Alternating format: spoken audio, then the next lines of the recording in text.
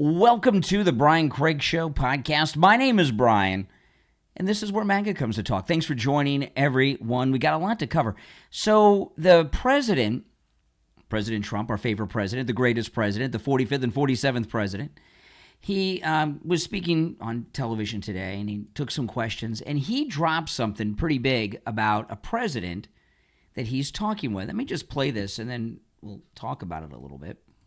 And yet every president knew. I've spoken to a certain president, who I like, actually, a past president, former president. He said, I wish I did it. I wish I did. But they didn't do it. I'm doing it. Yeah. Which president? I can't tell you that. I don't want to embarrass him. It would be very bad for his career, even though he's got no career left. Go ahead, please. You mentioned... How about the man? Okay. So I put a poll up a little while ago on my YouTube community. What president do you think he's talking about? And I have not checked it. Let me check it real quick. And let me see what the poll so far says. And I'm going to keep this poll up there. I think I know who he's talking about, which I'll tell you in a moment. But here's, I put this up on my community section just a little while ago. Who is the past president that President Trump is speaking with about Iran, right? That's the question. And there are not, I did not include Biden because Biden can't even talk, all right? So, you've seen him in Melania. So there's not that many presidents left alive. There's only four, including Trump, it's five, right? You've got four ex-presidents. You've got Biden, Obama, Bush, Clinton, four, right? And, of course, President Trump. But I didn't include Biden. So the choices are Clinton, Obama, and Bush. And I'll tell you in a moment what the results of the poll is right now, but that could change because I'm going to leave it up there. I just put it up there just a bit ago. I think he's talking about President Clinton, okay? My wife brought this up to me quite a while ago, and when she first told me, I'm like, I don't know. And then the more I thought about it, as usual, my wife's right. My wife told me she thinks that President Trump is friendly and on friendly terms with President Clinton because he never says anything negative about President Clinton. And he talks about Hillary a lot. He talks about Obama. He talks about the Iraq War, but I never hear him say anything negative about President Clinton. And maybe he kind of connects with Clinton with all the investigations. I don't know. Or maybe he's just known him for a long time. But I think it's President Clinton that he's talking with. Now, on the poll, the only choices I gave were who's the president that you think Trump is talking to? Clinton, Obama, and Bush, because Biden can't talk. So I'm not going to put him in there. 53% so far say Bush. 37% say Clinton, and 10% say Obama. I'm still sticking with Clinton. I don't see President Trump taking advice on how to handle Iran from George Bush. 53% of people on my community say Bush, but Iraq and Afghanistan were literally forever wars by design, and it was a disaster. Would you want to take advice from President Bush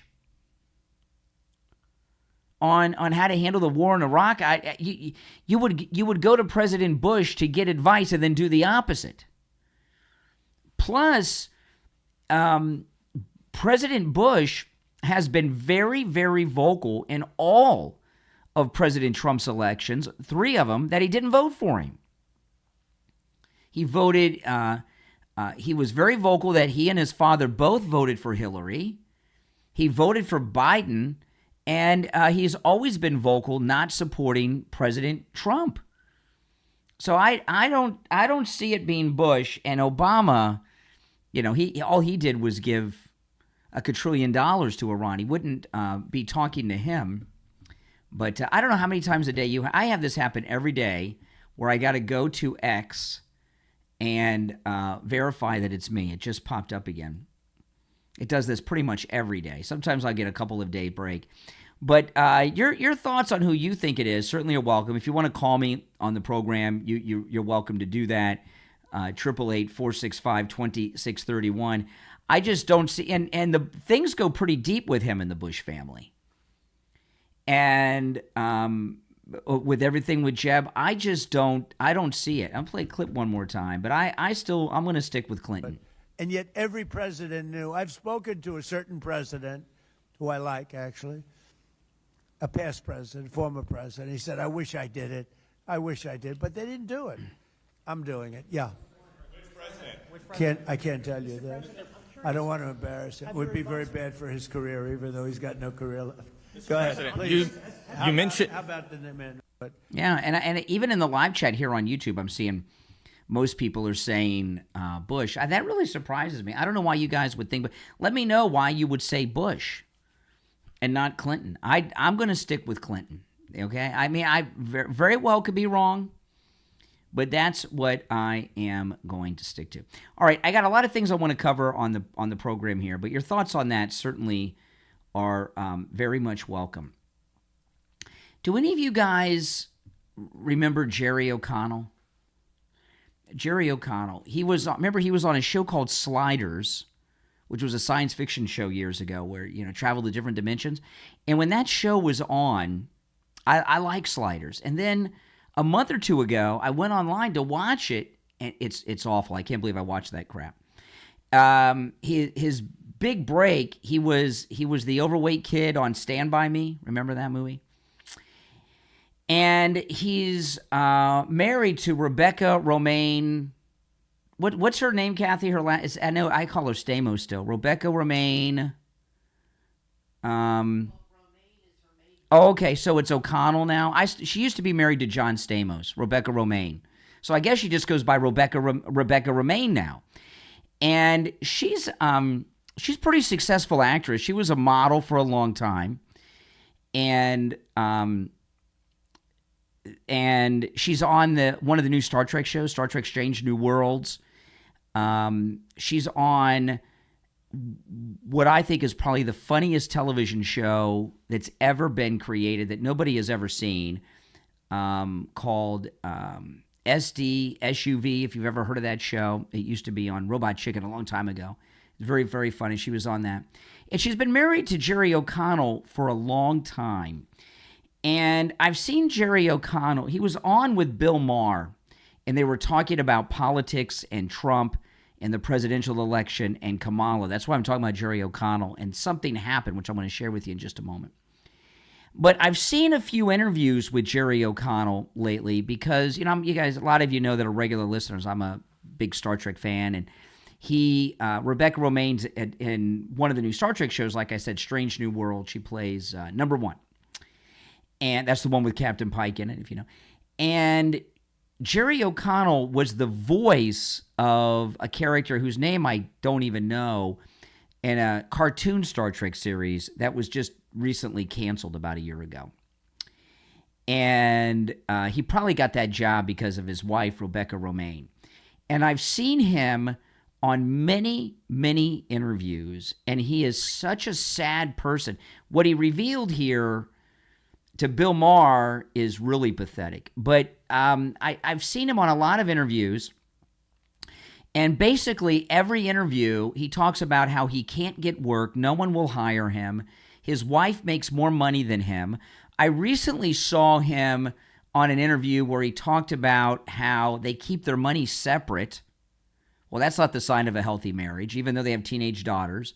They keep their money separate, which is probably pretty easy since he has none, for what he says. And he said when he first met her, she was flying around on private jets, and now when they fly, because he's got no money, they have to fly in coach, like on JetBlue and stuff, like a normal person. And he's very humiliated, just totally emasculated by Rebecca Romaine. And but they've been together for a long time. They have 2 daughters that are 17 years old.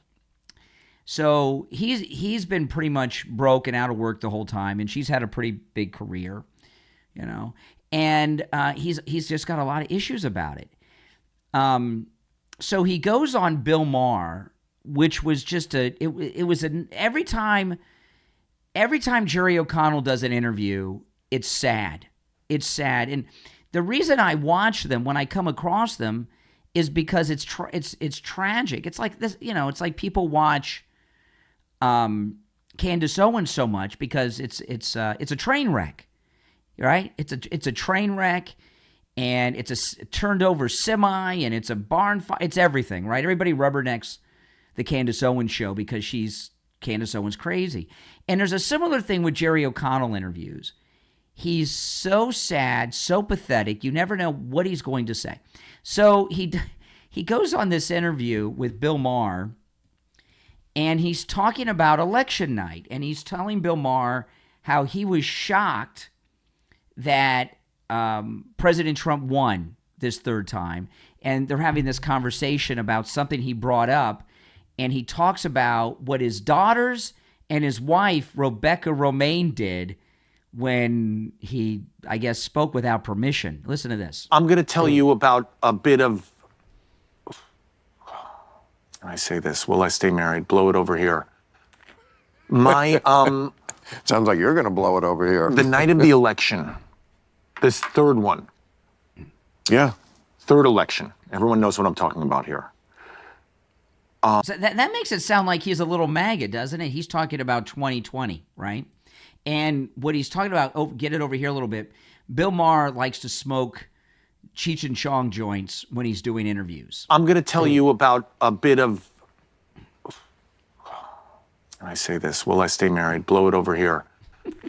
My, Sounds like you're going to blow it over here. the night of the election, this third one, Yeah. third election. Everyone knows what I'm talking about here. I was watching late at night the returns, and I'll be honest with you, I didn't think Trump was going to win. I live in California. I didn't think he was going to win. From what I was hearing, I didn't either. I think he was going to win. No, I didn't This is either. where I live, you know? Yeah. I said something along the lines of like, there was no planning, this is what they get, there should have been a primary. I said something along those lines, you know? Okay, so he's talking about Kamala here. This is when it's election night. He's watching the election results with his wife, Rebecca Romaine Stamos. I'll still call her Rebecca Romaine Stamos. I'm sure he appreciates that. And his two teenage daughters that are 17. And Trump just won. And he tells them, a lot of, I by the way, you guys that listen to me, I was confident on his last day of his first term, he was going to be reelected to a non-consecutive term. I spent 4 years telling you guys that. But when he finally realized that President Trump had won re-election for the second and non-consecutive term, he's saying, well, that's what they get. Kamala didn't have a primary. They just appointed her. Of course they lost, okay? So that's what he's referencing there.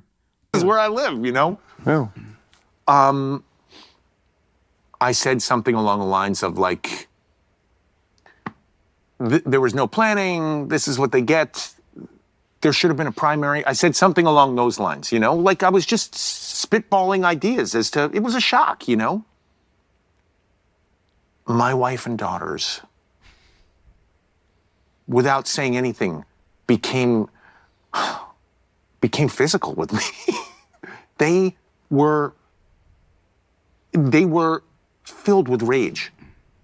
So if I am being careful with you in how I say things, yes, I live in California. I live with not one, not two, but three people who, if I made any kind of joke, they would, they'd become very angry with me, you know? Well, So I don't want to tell you how to live your life, but I couldn't live that way. I would, whatever household or whatever situation I'm in, I say what I truly think, and if it makes you angry, I'm sorry, we'll have to work that out. Well, it makes... But I am not going to tuck my tail between my legs and just shut the fuck up. This is what you were dealing with when you were a child. Just sit there and don't say anything. Yeah, but... Sit on your hands. But what happened to Rob Reiner? More of that, Jerry, more of that. Yeah. Where's Rob Reiner's ghost when you need him to be telling you more of that? Yeah. I'm going to tell you. Okay, so he's abused. Rebecca Romaine and his daughters are abusive to Jerry O'Connell. And there's a few things to say about this. I don't know if he's full out MAGA or not, but he's sympathetic to the MAGA movement or to President Trump. Don't you think? But he's like in the closet. But what's going on here is, liberals who like to make fun of the traditional family, he's in a non-traditional family in that he's a kept man. His wife holds all the cards. It makes all the money, supports the family. And they're in a non-traditional household where the genders are reversed. And Rebecca Romijn is the husband, and he's the wife. And it's interesting what I tell you, that's some Trump derangement syndrome, no doubt about it, with Rebecca Romijn and his daughters. But by the way, I like Jerry O'Connell, and I think he's a pretty good actor.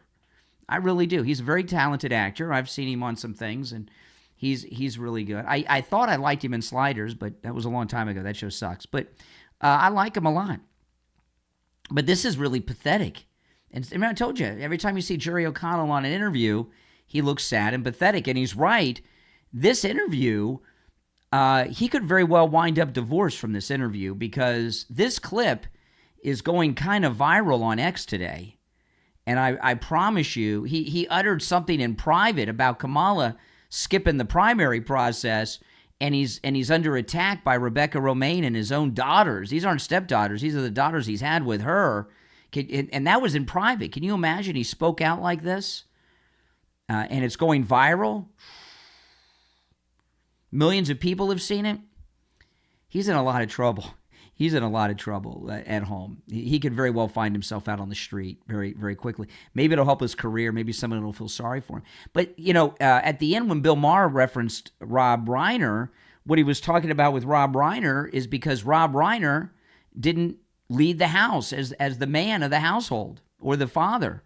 And he let the kids run the household. And look what that got him. It got him dead is what it got him, right, with his wife. A tragedy, no doubt. But that's what happens when you don't stand up for yourself. Now, I wouldn't take marital advice from Bill Maher. He's not married. He's never been married, and he doesn't have kids.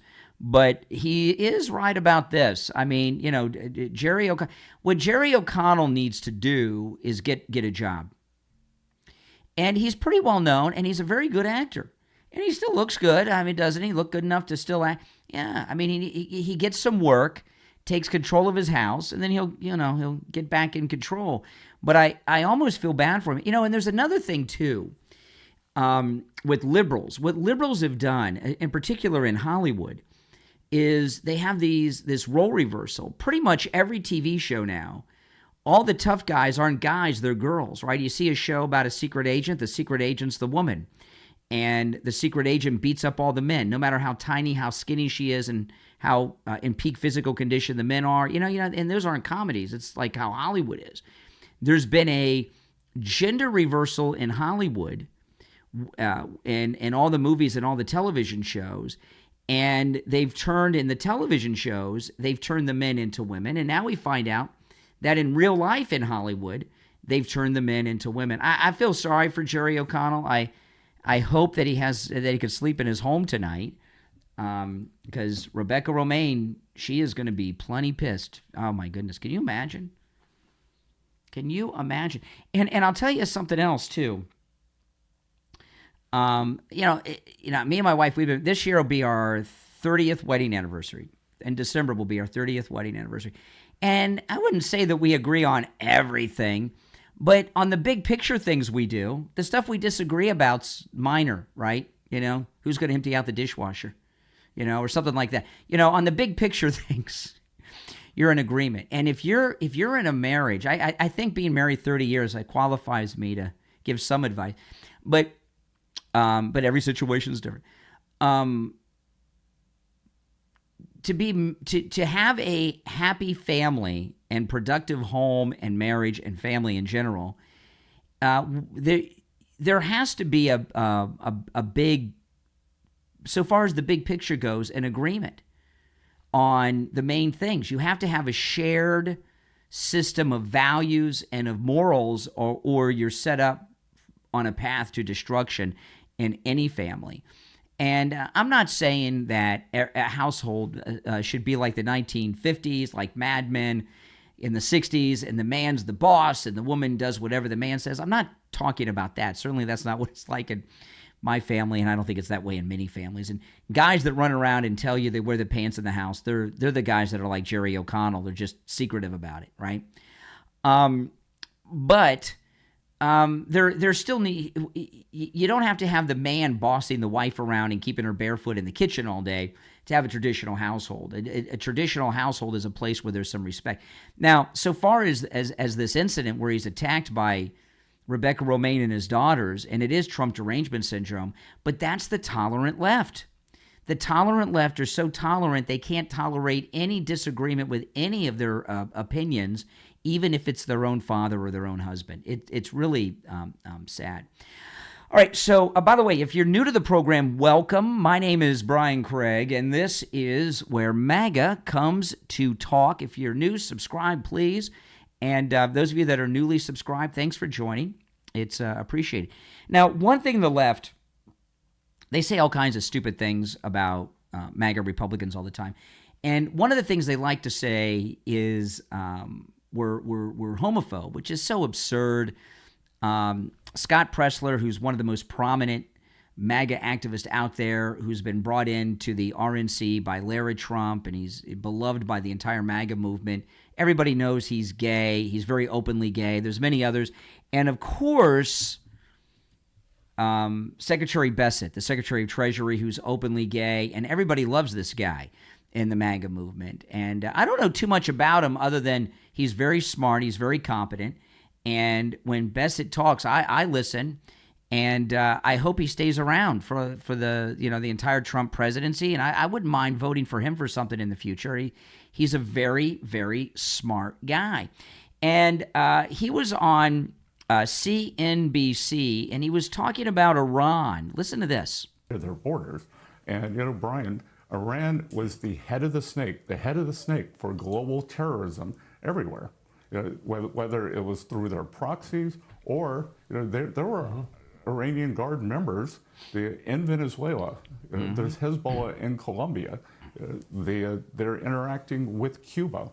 Everywhere that there is chaos and terrorist mayhem, it is Iran. So this is a generational opportunity to end this. I think the risk and the fear that people have spoken to on and off the record. The risk is that while the head of the snake in Tehran may have been cut off, there are IRCG bosses that have gotten personally very wealthy. They run little fiefdoms. They're rich off of control.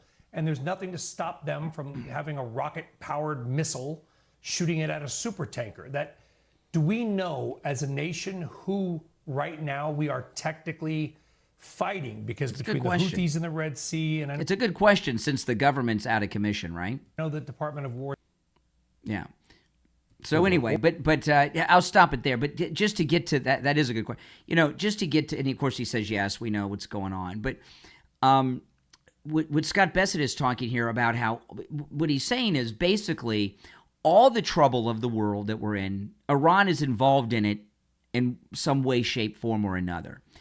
And, the Middle East, do any of you remember a time when there wasn't a problem in the Middle East? And, the go-to from the left and the never-Trumpers and a lot of very unfortunate conservatives like Tucker and Candace and a few others, they always want to say the problem in the Middle East is Israel. That's not true. Israel's not the problem. The problem has been Iran. And President Trump put together this board of peace. I mean, think about it. President Bush got us in this war in Iraq that went on almost 20 years, right? Come on. And then his father had us in another war with Iraq. I mean, we've spent decades at war in the Middle East. And President Trump put together this board of peace. He's put together not just the Abraham Accords, but this coalition of Middle Eastern countries that have recognized Israel for the first time, and they're friends with us, like Qatar, who gave the plane to the Air Force and all that, the new Air Force One. And he's trying to bring peace to the Middle East. Every president in my lifetime has been involved in peace negotiations with Middle Eastern leaders, and none of it ever comes to be. Remember all that Jimmy Carter did? And look how what that did to Sadat, right? Sadat got himself assassinated. And I can't remember how many peace summits was Sadat at with Carter? It seemed like every day there was a peace summit with Sadat, and look what happened. So President Trump has made friends with these guys in the Middle East who are tired of this, and they've told him, we want to live in peace here, but we can't because of Iran. And when Iran refused to stop enriching uranium, and they told Jared Kushner that was it. He's taken them out. And I got to tell you, so far as wars go, I mean, they're all bad because people get hurt and killed and everything else. But as far as wars go, this one has been really low when it comes to loss of personnel. The Iranians got a lucky shot at the very beginning of the fighting with some of their rockets in the early days, and they took out a building and they killed some of our service personnel then, sadly so. That tanker that crashed over Iraq had nothing to do with Iran. That was a mid-air collision. So when you look at combat operations, this war has been going incredibly well from that perspective. And Iran seems to me to be a paper tiger. Now, I want to tell you guys about a new book. You guys will love this. There's a link to this book in the description of the episode. Okay, it's called TEI, which stands for the Epstein Investigation. And this is from an author by the name of Cody Churchwell. There's a link in the description of the program to this book on Amazon. If you have Kindle Unlimited, you can get the book for free. Cody Churchwell did a very detailed investigation into everything Epstein, and the results of his investigation are in this incredible book. So order your copy. It's available on Amazon, TEI, the Epstein Investigation, from author Cody Churchwell. And if you think you know everything about Epstein and everything that went into it, the cover-ups and everything, you're wrong. This book tells it all. And if you're watching live on YouTube right now, I have a direct link to the book pinned in the YouTube chat. And again, there's a link in the description as well. And it's free on Kindle Unlimited. It's available in Kindle, paperback, hardcover, and free with Kindle Unlimited. TEI, the Epstein Investigation, link in the description. All right, I want to take a quick break, and when we get back, I got a lot more to cover. All right, don't go anywhere. My name is Brian Craig. This is where MAGA comes to talk. We'll be right back. I'm in the Jupiter Joe radio studio sitting down with Joe Thomas. You know, Joe, a lot of seniors, they're getting their Social Security. They're retired, but not really. They're working a part-time job, maybe even a little bit more than a part-time job. But there are some instances where people think they have to work an extra side job, but they don't have to, right? Yes, a lot of people don't understand that you need to put all your money to work for you. That means the savings account, the checking account, the emergency fund. Take that money, turn it into an income stream, and that's what we do for clients. We'll take a lump sum of money, say $100,000, and you'll get another $700 or $800 a month, where maybe you don't have to work that part-time job anymore. Call Joe Thomas and schedule your no-charge consultation. And when you do, you get a free copy of his book, The Retirement Know-It-All. The number is 561-743-0999. 561-743-0999, and online, JupiterJoe.com. Hi, it's Dr. Philip Appleton. You've been hearing my commercials about bye-bye pain, my laser weight treatment, but today's commercial and today's spot is going to be on Tom Laporta, Laporta Roofing. What an experience I've had with him and his company. They've done a few of my friends' houses and my son and my house, and there's never a downtime. They're old school, which means you call them up, they'll be there. How many times have you called somebody up and they never show up, or they give you an excuse? Weather, traffic, whatever. Tom Laporta, what a class act. The workmanship, the magnificent teamwork they have. I recommend them 100%. Thanks, Dr. Appleton. Now do what Dr. Appleton did. Pick up your phone and call Tom Laporta from Laporta Roofing on your cell phone. 954-604-4602. 954-604-4602. And online, LaportaRoofing.com. All right, we're back. I'm Brian, and this is where MAGA comes to talk. Thanks for joining. Okay, some breaking news just dropped during the commercial break. And this is It's one of the biggest news stories, what's about to happen in the last 60 years, and this is not an exaggeration. Look at this. Breaking news. Cuba has just announced a total electricity blackout of the entire country of Cuba. And I've been talking the last couple of days. I started on Saturday, was the first major stories coming out of Cuba that they had no electricity. And last night was either the 9th or 10th night that there was no electricity in Havana. Now there's a complete island blackout. And, this is really amazing thing what President Trump has done here. Cuba, I've heard people say the U.S. embargo hasn't worked. It hasn't worked. I've been hearing that my whole life. And the embargo that the United States had on Cuba didn't work because of two things, okay? One was we're the only ones that had an embargo against Cuba, even after the fall of the Soviet Union. Soviet Union propped them up, but they haven't been able to since they collapsed. But the rest of the world has been doing business with Cuba. Europe, Canada, and the rest of the world. And Canada, they have a massive tourism industry in Cuba, Havana in particular, of Canadians. They go there all the time. And the country, because it's under total communism, it's still been a wreck. But we've never had a full embargo against Cuba, the United States. There's always been all these exceptions. And in the last couple of decades, the big exception has been that they've been getting oil that they probably haven't even been paying for from Venezuela. Venezuela has probably been giving at no charge oil to Cuba all these years. Remember, our guys had to fight Cuban soldiers when we went in and took Maduro and his wife. So Cuba's probably been getting oil for free. And, because President Trump cut off the Venezuelan oil, for the very first time since the U.S. embargo began on Cuba, we've had a true embargo. This goes into what I was talking about last week about how fast the Iranian government fell. And, Cuba, look at Cuba. And it really, the people of Cuba have been suffering, as have many people in the United States. The Mario boat lift and everything was a big strain on the United States, and here in South Florida in particular, right? And you think of all the suffering that's happened among the Cuban people in Cuba, and you look how President Trump, in just a couple of months, put in a full embargo for the first time ever against Cuba by cutting off their oil, and they've collapsed.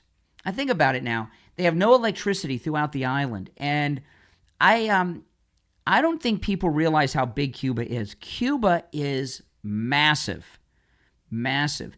There's a lot of islands in the Caribbean. Most of them put together wouldn't equal Cuba. Cuba is massive, and it's huge.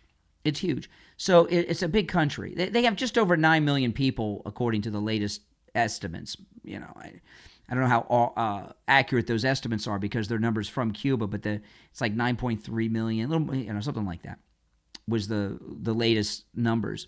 But for them not to have electricity countrywide, it is a big island. And, if you look, like in science fiction movies, when there's no electricity, how long does it take for society to fall apart? How long can the Cuban regime not go without collapsing if there's no electricity island-wide? How can they function? How can they even communicate with one another in the same town, in the same city, or in other parts of the country? And if there's no electricity, there's no gasoline to power vehicles. I mean, they're back in the 1800s right now. Really. I mean, this is probably what it was like when, so far as electricity-wise, this is like when Teddy Roosevelt went over there. And it's all because of Trump. And it really, when I see these things, it really ticks me off at our past presidents. All of our past presidents were jokes, con men, liars, corrupt, incompetent, stupid, whatever. But you look at the things that President Trump has done, these are big things. like at the beginning of the program, I was playing that clip of President Trump, and he said whoever this mysterious president he was talking to said that he would have liked to have taken out Iran, but he didn't do it, or he couldn't do it, or he wouldn't do it, or whatever it was. And I was telling you guys last week, since the Iranian Islamic Revolution happened in '79, we could have taken them down, especially during the Carter and the first term of Ronald Reagan, because they weren't as strong then. And Iran has collapsed like that. And all of our presidents let them run amok and kill people. Same thing in Cuba. President Trump brings the what was the date of the Maduro raid? Let me see here. Let's see here. Let's see. Let me go, because I can't remember. How long has it been? 2 months? January 3rd. So we've got January, February, and we're still in March, right? So in 2.5 months of President Trump, really the U.S. embargo began on Cuba January 3rd. What we've been doing since Kennedy was not really it was an embargo in name only, like Republicans in name only. It was an embargo in name only. So the real embargo, I'm going to say the real embargo against Cuba by the United States began January 3rd of this year, when President Trump removed Maduro and his wife. And in 2.5 months of an embargo, cutting off the oil, Cuba has collapsed. And this guy doesn't get the Nobel Peace Prize because they gave it to Obama for future expectations. Remember that? And they should have taken it back, because he didn't even achieve the expectations of his sycophants. Now, if you're on hold, hang in there. I got a few other things I'm going to cover that I want to get to. But when Cuba, I mean, how long can they hold on without electricity? Even in the United States, when we have natural disasters, okay, like I was talking about what it's like when we've had hurricanes and we haven't had electricity. The longest that we've been without electricity due to a hurricane where I live, since I've been here, and I've been here almost my whole life, is 2 weeks. But that was 20 years ago, the last time we had lost electricity like that. And it gets pretty rough. However, while whether you have a snowstorm up north that takes out your electricity at your home or your work, or I have a hurricane here in Florida that knocks out our electricity. I remember the radio station that we were at the time lost electricity for 2 weeks as well. But the government still has gasoline and electricity, right? You might not have it at your home during that natural disaster. I might not, but the government does. So you have a functioning government. And by the way, when you or I don't have electricity at our house after a natural disaster, the rest of our state does have electricity, or certainly the rest of the country. So in Cuba, there's no electricity for anyone, including the government right now, and it's nationwide. So the reason that our society doesn't break down when we lose electricity during a natural disaster is because the government, the police, the authorities, they still have gas and electricity. And the whole country still does. It's only an isolated area. It might be 1 million people, but it's still isolated as the whole. In Cuba, no one has gas, no one has electricity, including the police and the government. Okay? And if you're a government and you have no gasoline, you have no electricity, and there's a nationwide blackout, and you're back in the 1800s, how long can you maintain control? And while we love Cuba and the Cuban people, Cuba's like anywhere else. If there's no electricity at night, there's bad people out there that want to do bad things. And here in Florida, when hurricane season comes around, part of hurricane prep is loading up on ammo and making sure your guns are ready in case we're without electricity for a period of time so you can protect yourself and your family. But in Cuba, no one has guns. They have gun control in Cuba. So, here you are in Cuba, big country, a very poor country. There's no functioning government or police. There's no electricity. So at night, it's pretty dark. Pretty dark. And like any other country, there's criminals there. And there's a lot of people, they can't work because there's no electricity. They can't go to work, or even if they went to work, how could they function? I mean, even if you have a work in a restaurant, how can they cook the food? How can people even get to the restaurant? Right? So people that aren't criminals, how long would it be until people had to turn to some type of something to be able to provide food for themselves and their family?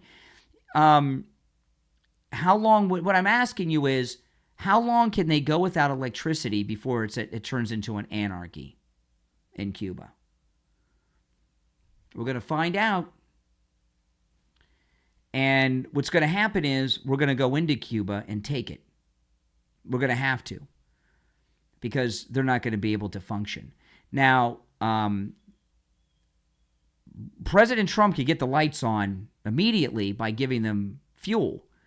But is he going to power up this dictator, communist regime? I don't think so. The embargo against Cuba is a pretty simple embargo, okay? And there's a condition to it. And the condition has always been, it's the same, right? The United States will lift the embargo when Cuba has a free and fair election. Well, they could agree to that all day. It doesn't mean they'll ever do it. So I can't imagine that the dictator who calls himself a president down there is going to tells Trump, okay, we'll have an election in January, give us oil, and he's going to say, okay. There would have to be more assurances than that. So things are going to get pretty hairy. If you're on hold, hang in there. If you'd like to call in, the number's toll free, 888-465-2631.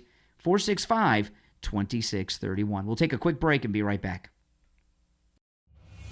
What would you do if telling the truth cost you everything? Jesse Rawson was a successful HR manager at the Hustler Casino. His career was on track until he uncovered secrets that put him at a crossroads. Stay silent and protect his future, or speak up and risk losing it all. He chose the truth in his powerful and must-read book, Fighting the Workplace Mob. Available on Amazon, author Jesse Rawson shares his personal story of courage, faith, and standing up against corruption in the workplace. After losing his career, he found something even greater: purpose, strength, and a deeper relationship with God. Fighting the Workplace Mob is an inspiring true story revealing what happens when you refuse to participate in what the Bible calls the worthless deeds of darkness and instead choose integrity no matter the cost. If you've ever faced unfair treatment at work, if you've ever been afraid to speak up, or if you're searching for strength during difficult times, Fighting the Workplace Mob is your next must-read book. Order your copy right now on Amazon. Stand up, speak truth, fight back the right way. Fighting the Workplace Mob, from author Jesse Rawson, on Amazon. Have you ever wondered if God is trying to speak to you, but you just aren't sure how to hear Him clearly? What if you could strengthen your discernment, grow your confidence, and better understand the prophetic calling on your life? You can learn to do all that and more with Prophetic Boot Camp. This powerful 6-week training is designed by Living Ambassadors Ministries International, who are led by the Holy Spirit and have designed this boot camp for believers who want to hear God more clearly, prayer warriors seeking deeper discernment, ministry leaders looking for solid biblical grounding, and anyone who feels called to grow spiritually. With Prophetic Boot Camp, you'll learn how to recognize God's voice versus your own thoughts, how to test what you hear with wisdom and discernment, how to walk in integrity, spiritual authority, and clear direction. If you're ready to grow in faith, strengthen your spiritual understanding, and step into greater clarity in your walk with God, Prophetic Boot Camp is the training for you. Visit lamiusa.com to learn more. Take that first step in your spiritual journey right now. lamiusa.com. Affirm, equip, send. lamiusa.com. All right. Welcome back, everyone. I'm Brian. This is Where MAGA Comes to Talk, the Brian Craig Show.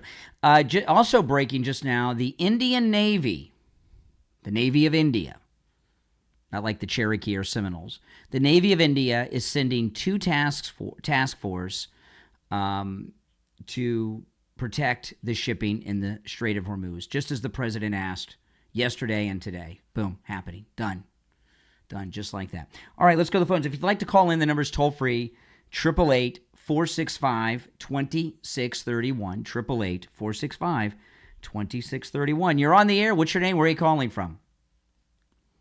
Hey, Brian, this is Sean from Massachusetts. Oh, hey, Sean. What's on your mind? Well, when hearing about this, what President Trump said about this president, it makes a lot of sense that it actually could be Clinton. Like you said, he's never had any bad words about him. And, when the Trump's Garden of Heroes comes out, you never know. This person could be in there, what they've helped him do. The people that we don't expect sometimes. I mean, Trump knows how to play this long game. He does things that are just unexpected. He's 10 steps ahead of the deep state. He's 10 steps ahead of the Democrats. And other global. So you think it's President Clinton that he's talking to? I think it's a good chance of that. Yeah. Because Bush doesn't make any sense of his failures. I mean, I can see why people would say Bush because of the Iran, Iraq, whole thing. But the difference is so clear in how they were handled. Yeah. So yeah, if you were Trump and you had a guy that bashed you left and right, who never voted for you, and there was a failure in Afghanistan and Iraq, I mean, would you want to talk to him? Well, currently, because he did say he's talking to a former president, wouldn't say who, President Trump did. And right now, Bush is still in the lead. 51% of those in my poll, in my YouTube community, say Bush. 40% say Clinton. 9% say Obama. I don't know. I mean, you go to Bush if you want to learn how to be a warmonger and keep wars going on forever, not finish them. That's true. That's true. I mean, I think, because Clinton has a better, next to those guys, his policy is a little bit better on how foreign affairs, next to all them. And I also think they have, President Trump and President Clinton have a common bond, and they both hate Hillary. Well, yeah. I look at him. I mean, he's not. Look what happens when you have to live with that. I mean, all those years, it kills your soul. Exactly. I don't even know if he has one left anymore. Exactly. All and right. You know what? Yeah. You know what? I just think that compartmentalize and his dislike for Hillary, he can do this with him. Absolutely. Why not? Absolutely. All right, Sean from Master, appreciate the call. Okay, so Marjorie Taylor Greene, I don't get this with Marjorie Taylor Greene, right? Marjorie Taylor Greene, her thing was, she voted for America First and is in Trump's support of Israel. Now it seems like she's against Trump on everything. Everything President Trump does, you see Marjorie Taylor Greene on television trashing Trump on it. Now she disagrees with him on everything, right? Yeah, I know. She disgusts me. But here she is. She's talking about Iran.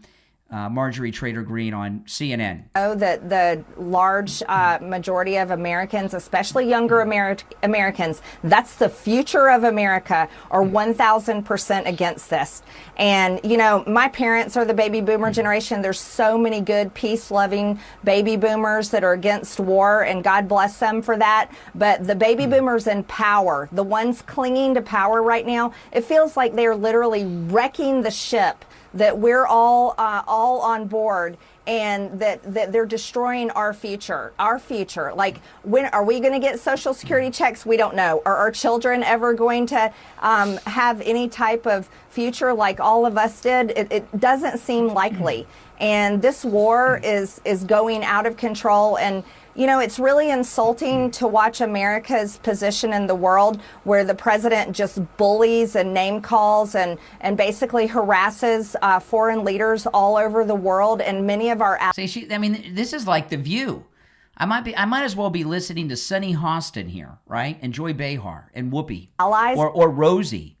To the point now where he's calling them in to help open the strait so that these very important oil ships can get through. None of them, many of them are not responding. And here Americans spent, I mean, trillions of dollars in our tax dollars defending all of our allies with military bases on these countries' homelands, protecting them, especially Europe and NATO. You know what I'm wondering about I got a question about Marjorie Taylor Greene here. Well, let me finish this. It's almost done. Then I'll share my question. No, but yet they are not quick to respond. But I would argue it's because of the way the president has been treating them. And this is pushing America into a very serious situation that we should not be in. We should not be losing our relationships with countries all over the world. We should not be getting further and further ingrained into a very violent and dangerous, serious war with Iran that has very serious future implications. And we should not be seeing our great military men and women coming home in flag-draped coffins. It needs to end. Okay. This is what I want to ask you guys. Now, look at this image, okay, of Marjorie Taylor Greene here. She's she's on TV here bashing Trump, is pretty much a daily thing with her. And you see that background. Do you think it's possible that Marjorie Taylor Greene has a TV interview set up in her home? Or is she going to the studio to do these interviews? You know, she's got that house in Costa Rica. She's got a house in Georgia.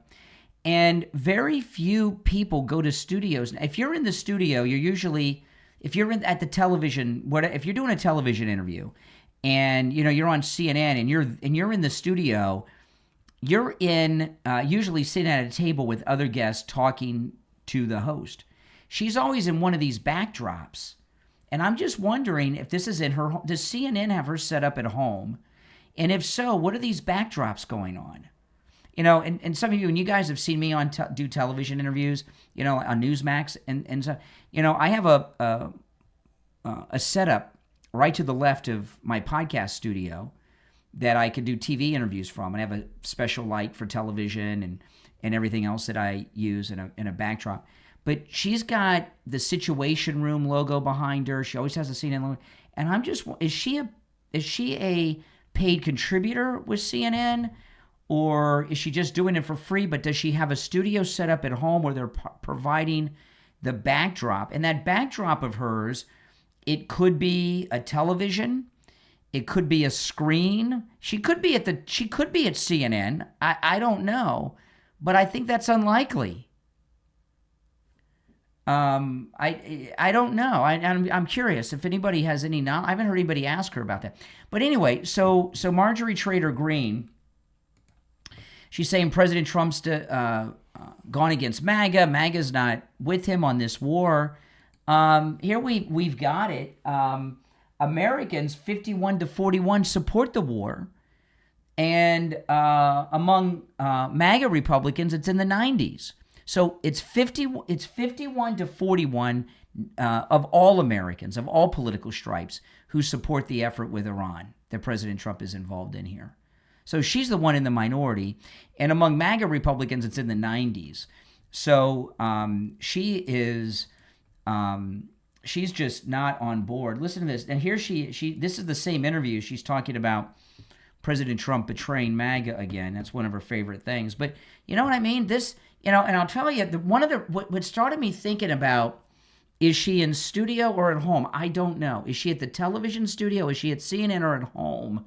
And looking at this, I'll tell you why I thought that. One, she's on too much. And now that she doesn't work, people don't go to there unless they're in this. If she were there, because the woman interviewing her is at the Washington Bureau of CNN. So Marjorie Taylor Greene, if she was in Washington, she'd be in studio with her. And the other thing here with Marjorie Taylor Greene, look at the lighting. The lighting's a little dark, don't you think? It's a little dark to be in a television studio. That's what got me wondering if it's at her home. Anyway, back to this. I'm just wondering, you know, given what you laid out, do you regret your past support for President Trump, campaigning for him and being so vocal about your support, given your concerns now? Pamela, I meant everything I said on the campaign trail in 2024. The part that is disheartening to me is that it appears to not only myself but many others that President Trump did not mean it.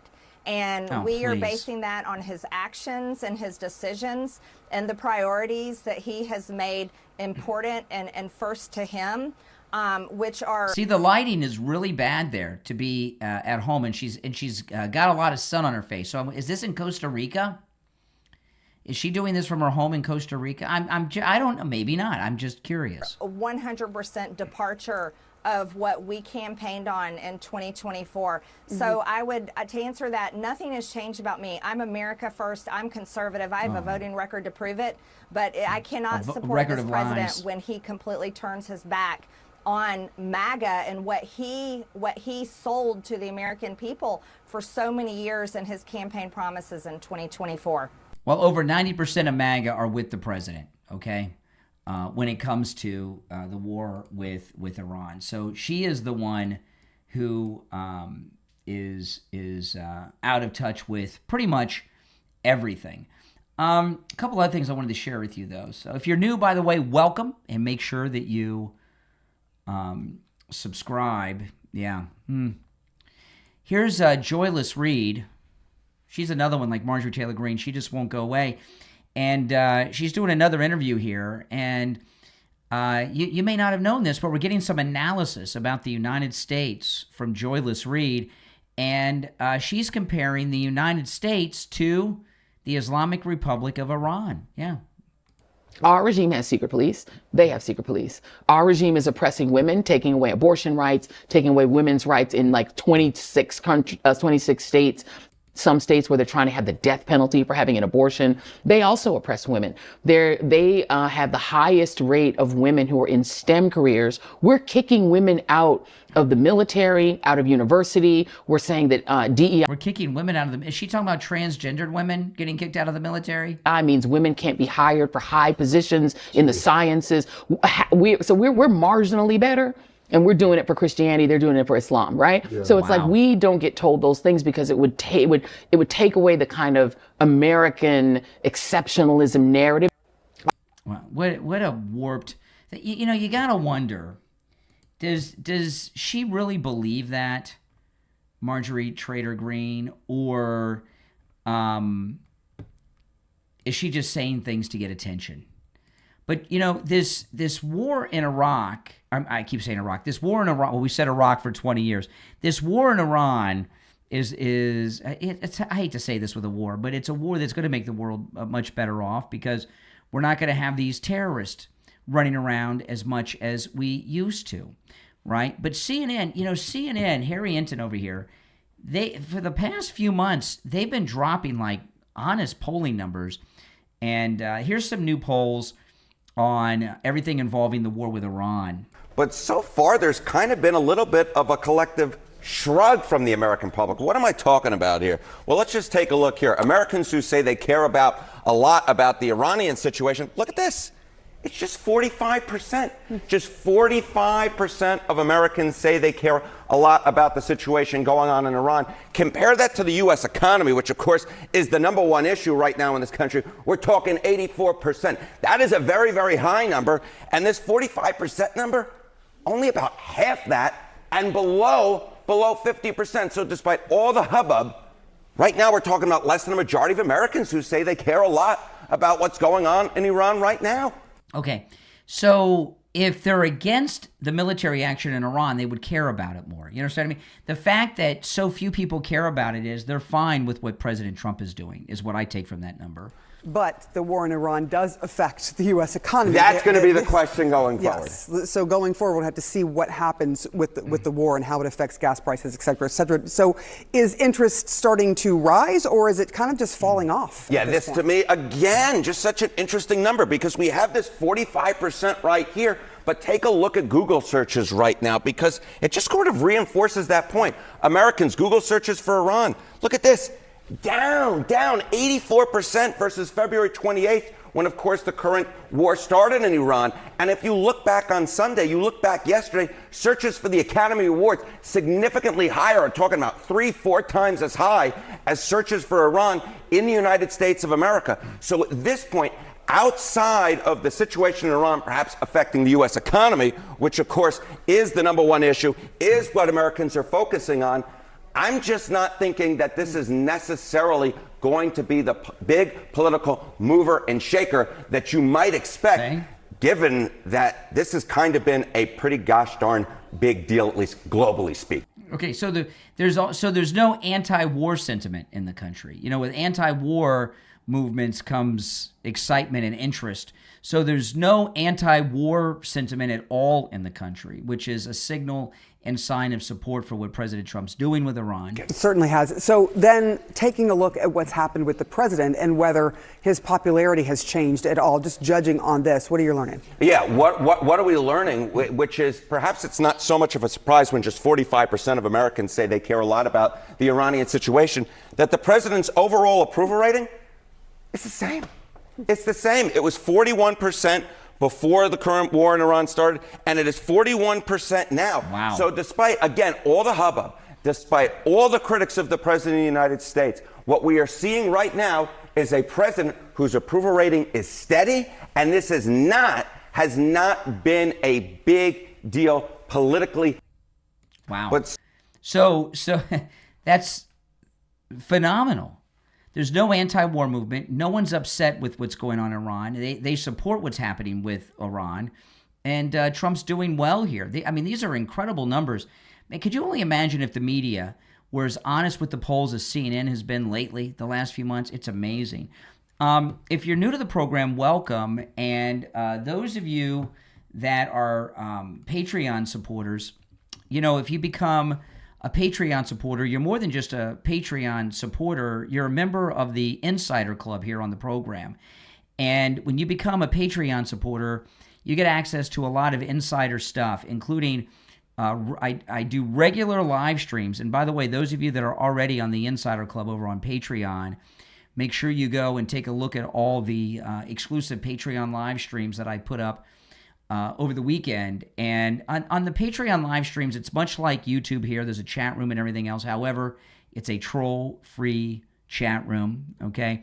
And I talk about a lot of things that I don't talk about here. You get a lot more behind the scenes and insider stuff. I talk about some of the things that go on with the callers and such that I never talk about here.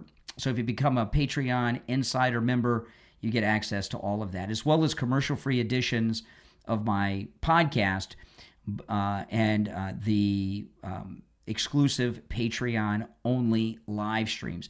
If you'd like to join the Insider Club on Patreon, there's a link in the description of the episode. Go to the episode description, and you'll see a link. Click it, and it'll walk you through it. If you become a top Patreon supporter, you get your name up on the screen here on YouTube, and you get a live on-air thank you on every episode. So the names you'll hear now are my top Patreon supporters.